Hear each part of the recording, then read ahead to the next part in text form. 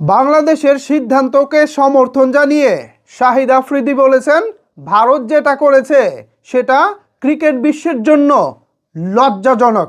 Viewers, এবার Bangladesh cricket বোর্ডকে সমর্থন জানিয়ে মুখ খুলেছেন পাকিস্তানের কিংবদন্তি ক্রিকেটার শাহিদ আফ্রিদি। আর এই বিষয়টা নিয়ে নিউজ করেছে ঢাকা পোস্ট। যথারীতি আপনারা এখানে ঢাকা পোস্টের নিউজ কার্ডটি দেখতে পাচ্ছেন। এখানে ঢাকা পোস্ট শিরোনাম করেছে, বাংলাদেশের সিদ্ধান্তকে সমর্থন জানিয়ে যা বললেন আফ্রিদি। মূল খবরে বলা হচ্ছে, সম্প্রতি নিরাপত্তা সংখ্যায় ইন্ডিয়ান প্রিমিয়ার লিগ আইপিএল থেকে বাদ দেওয়া হয় মোস্তাফিজুর রহমানকে। এরপর একই কারণ দেখিয়ে আসন্ন টি-20 বিশ্বকাপ খেলতে ভারতে না যাওয়ার সিদ্ধান্ত নেয় বাংলাদেশ ক্রিকেট বোর্ড বিসিবি। ইতিমধ্যেই আইসিসির কাছে বিকল্প ভেন্যু চেয়েছে তারা। বিসিবির এসব সিদ্ধান্তকে সমর্থন জানিয়েছেন পাকিস্তানের সাবেক ক্রিকেটার শাহিদ আফ্রিদি। তার মতে, মোস্তাফিজকে আইপিএল থেকে বাদ দেওয়ার ঘটনা শুধু বাংলাদেশ নয়, পুরো ক্রিকেট বিশ্বের জন্যই লজ্জাজনক। ভারত টাকার দাপট দেখাচ্ছে বলেও মন্তব্য করেছেন সাবেক এই ক্রিকেটার। শাহিদ আফ্রিদি আরও বলেন, ক্রিকেট বিশ্বের জন্য এটা খুবই লজ্জার।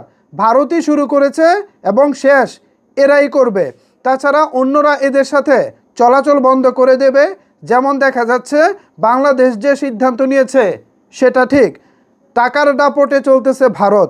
আইসিসির বর্তমান সভাপতি জয় শাহ, তিনি একজন ভারতীয় এবং এর আগে ভারতীয় ক্রিকেট বোর্ডেরও সভাপতি ছিলেন। আইসিসির শীর্ষ নেতৃত্বে ভারতীয় থাকায় অনেকেই মনে করেন আইসিসিতে তাদের বাড়তি প্রভাব রয়েছে, তবে আফ্রিদি এমনটা মনে করেন না। পাকিস্তানের সাবেক এই ক্রিকেটার বলেন, আইসিসিতে ভালো চিন্তাধারার মানুষ রয়েছে। আইসিসি শুধুমাত্র ইন্ডিয়ান ক্রিকেট কাউন্সিল নয়, ইন্টারন্যাশনাল ক্রিকেট কাউন্সিল।